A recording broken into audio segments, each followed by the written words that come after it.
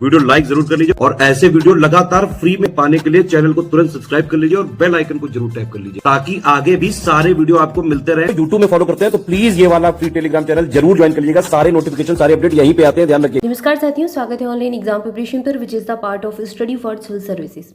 दोस्तों, पॉलिटी का एक टॉपिक हम यहाँ पर पढ़ेंगे इस वीडियो में और इसमें हम देखेंगे संसदीय कामकाज से संबंधित शब्द। जैसे कि आपने प्रश्नकाल के बारे में सुना है, शून्यकाल के बारे में सुना है, तो संसद के कामकाज में जो शब्दों का प्रयोग किया जाता है, जिन शब्दों का प्रयोग किया जाता है उनका मतलब क्या होता है, उनसे तात्पर्य क्या होता है, ये आज हम जानने वाले हैं। तो चलिए शुरुआत करते हैं आज के टॉपिक की। सबसे पहले बात करते हैं गण पूर्ति की, यानी कि कोरम। कोरम क्या होता है? तो कोरम या फिर गण पूर्ति जो है ये सदस्यों की न्यूनतम संख्या यानी कि मिनिमम नंबर कहलाते हैं सदस्यों के, और इनकी उपस्थिति से सदन का कार्य संपादित होता है। यानी कि अगर कुछ जैसे कि कुल जो सदस्य हैं उनमें से कुछ सदस्य उपस्थित हैं तो कोई भी कार्य है वो संपादित हो सकता है कि नहीं हो सकता है, कोई बिल है वो पास हो सकता है कि नहीं हो सकता है। तो मिनिमम जो सदस्य हैं उतने होने चाहिए, ये एक निर्धारित किया जाता है। जैसे कि मान लीजिए संसद में 100 सदस्य हैं तो मान लीजिए 25 गण पूर्ति हमने या फिर कोरम निर्धारित कर लिया, तो 100 में से कम 25 तो हों जिनके द्वारा बिल पास किया जाए, तो वो बिल पास माना जाएगा, ठीक है ना, वो अधिनियम बन सकता है। तो ऐसे ही निर्धारण किया जाता है। यह प्रत्येक सदन में पीठासीन अधिकारी समेत कुल सदस्यों का 10वां हिस्सा है। ये टर्म याद रखना है कि 1/10 10वां हिस्सा कुल सदस्यों का गण पूर्ति होता है। इसका अर्थ यह है कि यदि कोई कार्य करना है तो लोकसभा में कम से कम 55 सदस्य एवं राज्यसभा में कम से कम 25 सदस्य 25 मेंबर्स अवश्य होने चाहिए। तो लोकसभा के लिए 55 सदस्य हैं और राज्यसभा के लिए कम से कम 25 मेंबर जरूर हों, तभी कोई कार्य संपन्न हो सकता है लोकसभा राज्यसभा से। यदि सदन के संचालन के समय कोरम पूरा नहीं होता है तो यह अध्यक्ष या फिर सभापति का दायित्व है कि वह या तो सदन को स्थगित कर दे या फिर गण पूर्ति तक कोई कार्य संपन्न ना करे। तो ये चीज़ें आप समझ गए होंगे कि गण पूर्ति या फिर कोरम क्या कहलाता है। अगला दिया गया है हमें शब्दावली प्रश्नकाल। प्रश्नकाल क्या होता है? संसद का पहला घंटा प्रश्नकाल के लिए होता है। इस दौरान सदस्य प्रश्न पूछते हैं और सामान्यतः मंत्री उत्तर देते हैं। प्रश्न 3 प्रकार के होते हैं। कौन कौन से प्रश्न? एक तो तारांकित, अतारांकित और अल्प सूचना वाले। तारांकित प्रश्नों का उत्तर मौखिक दिया जाता है, इसके बाद पूरक प्रश्न पूछे जाते हैं। दूसरी ओर अतारांकित प्रश्नों के मामले में लिखित रिपोर्ट आवश्यक होती है। इसके बाद पूरक प्रश्न नहीं पूछे जा सकते। तो जो तारांकित प्रश्न उनके बाद तो पूरक प्रश्न पूछ सकते हैं, लेकिन अतारांकित प्रश्नों के बाद पूरक प्रश्न नहीं पूछे जा सकते।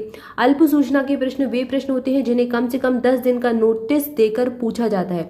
तो अगर एग्जाम में पूछा जाए कि अल्प सूचना के प्रश्नों के लिए कितने दिन पहले नोटिस दिया जाता है, तो 10 दिन पहले नोटिस देना पड़ता है और इनका उत्तर भी मौखिक दिया जाता है। तो ये भी देख लें कि तारांकित प्रश्नों का उत्तर मौखिक होता है और अल्प सूचना वाले प्रश्नों का उत्तर मौखिक, लेकिन अतारांकित प्रश्नों के मामले में लिखित रिपोर्ट आवश्यक होती है, ठीक है ना, ये चीज़ याद रखें।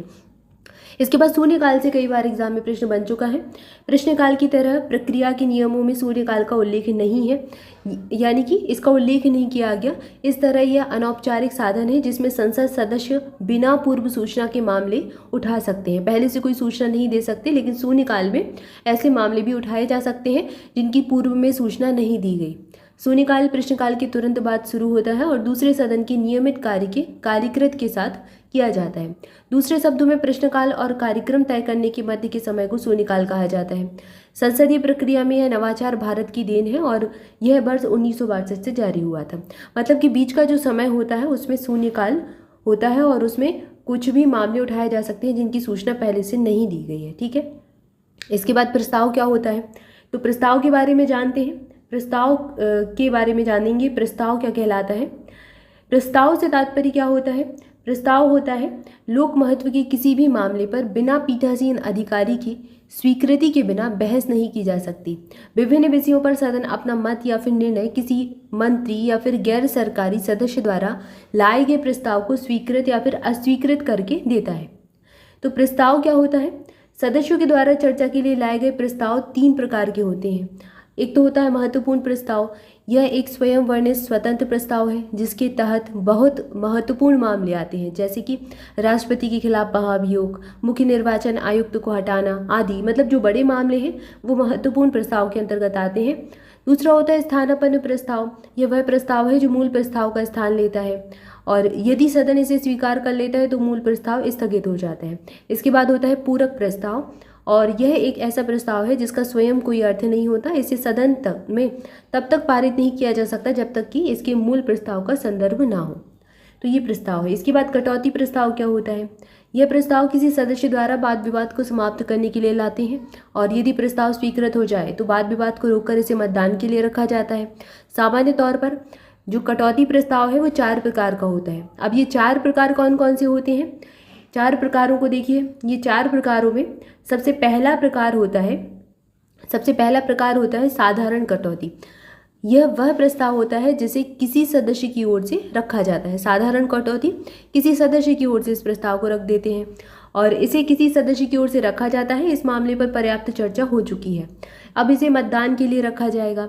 दूसरा होता है घटकों में कटौती। इस मामले में किसी प्रस्ताव का चर्चा से पूर्व विधेयक या फिर लंबे संकल्पों का एक समूह बना लेते हैं। वाद विवाद में इस भाग पर पूर्ण रूप से चर्चा की जाती है और संपूर्ण भाग को मतदान के लिए रखा जाता है। इसके बाद होता है कंगारू कटौती। इस प्रकार के प्रस्ताव में केवल महत्वपूर्ण खंडों पर ही बहस होती है और मतदान होता है और शेष खंडों को छोड़ दिया जाता है और उन्हें पारित मान लिया जाता है। तो कुछ खंड ले लेते हैं, उन पर बहस कर लेते हैं, मतदान कर लेते हैं, बाकी खंड छोड़ देते हैं। इसके बाद एक होता है गिलोटिन प्रस्ताव। इनसे प्रश्न पूछा गया है।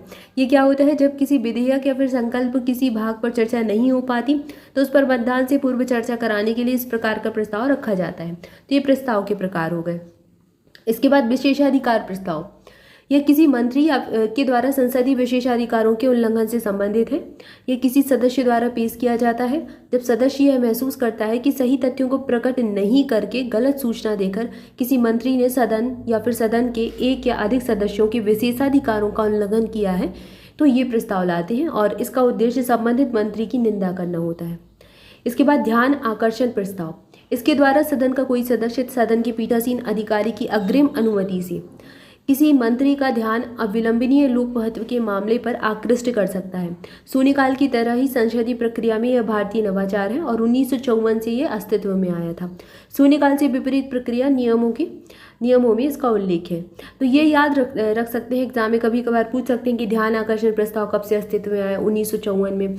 और यही आपने शून्य प्रस्ताव भी पढ़ा था कि ये कब से आया? 1962 से। ठीक है ना, दोनों का याद रखिएगा।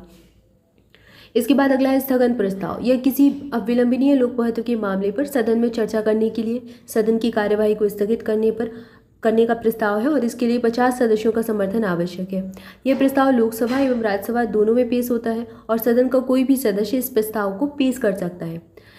स्थगन प्रस्ताव पर चर्चा 2.5 घंटे से कम नहीं होती, मतलब 2.5 घंटे से कम की नहीं होती।